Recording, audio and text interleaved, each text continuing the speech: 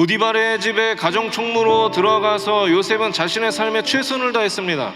그렇게 이곳에서 최선을 다해 살아가면 하나님께서 언젠가는 좋은 일을 주실 거야 하는 기대하는 마음으로 자신의 삶에 최선을 다했을 거예요. 그런데 그런 요셉에게, 그렇게 살아가기로 결단한 요셉에게 보디발의 아내가 유혹해옵니다. 그러나 요셉은 그 유혹에 넘어지지 않았습니다.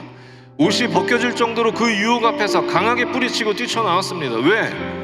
하나님을 사랑하기 때문에, 하나님 앞에 온전히 서기 위해서. 그렇게 이제 요셉이 하나님 앞에 온전히 살기로 결단했다면 이제 하나님께서 요셉의 삶에 형통함을 주셔야 되지 않을까요? 그런 요셉의 삶에 하나님께서 이제 축복하셔야 되지 않을까요?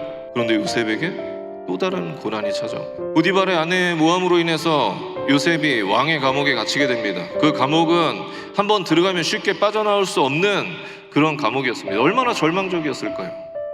그런데 하나님께서는 그 고난 가운데 있는 요셉의 삶이 형통한 삶이다라고 그렇게 말씀하고 계신 것입니다. 왜?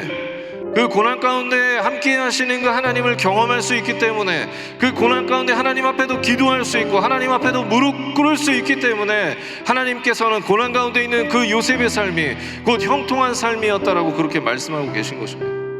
김유진 변호사님의 책 어웨이크에 보면은요, 김유진 변호사님의 어머니에 대한 일화가 기록되어 있습니다.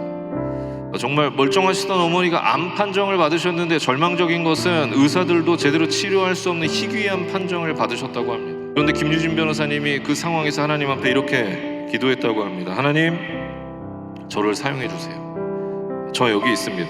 하나님, 저를 사용해 주세요. 저 여기 있습니다. 라고 그렇게 기도했다고 합니다. 그러면서 이런 고백을 합니다. 계속 같은 말만 반복했다. 엄마를 살려달라고 기도해야 하는데 대체 무슨 말을 하고 있는 것인가? 설명할 수 없는 기도였다. 성령님이었다. 동시에 하나님의 위로가 느껴졌다. 현재 내가 느끼는 마음, 하나님께서는 모두 알고 계심을 가르쳐 주셨다. 여러분, 이게 무슨 말씀입니까? 예상치 못한 그 어려움으로 삶의 두려움이 찾아오고 정말 두려웠는데 하나님 앞에 기도했더니 하나님께서 위로하심을 주었다라고 하는 것입니다. 그리고 김유진 변호사님은 또 이렇게 고백합니다. 앞으로 어떤 일이 일어날지 기대하는 마음이 들었다. 여러분, 상황은 바뀐 것이 없습니다. 여전히 고통 가운데 있고 여전히 두려운 그 상황 가운데 있는데 왜 기대하는 마음이 들었던 것일까요? 그것은 내 그 고난 가운데 함께 하시는 그 하나님을 느꼈기 때문이었습니다. 내 고난 가운데 위로하시는 그 하나님을 느꼈기 때문이었습니다. 바라기는 저와 여러분이 견딜 수 없는 고통 중에 있더라도 하나님께서 그 고난 가운데 내 삶에 함께 하심을 경험하기에, 하나님께서 나를 위로하시기에, 내가 하나님 앞에도 무릎 꿇고 기도하고 하나님 앞에도 나아갈 수 있고 친밀해질 수 있기에 내 삶은 형통합니다라고 고백할 수 있는 믿음의 청년들이 다 되시길 예수님의 이름으로 축원합니다. 주님을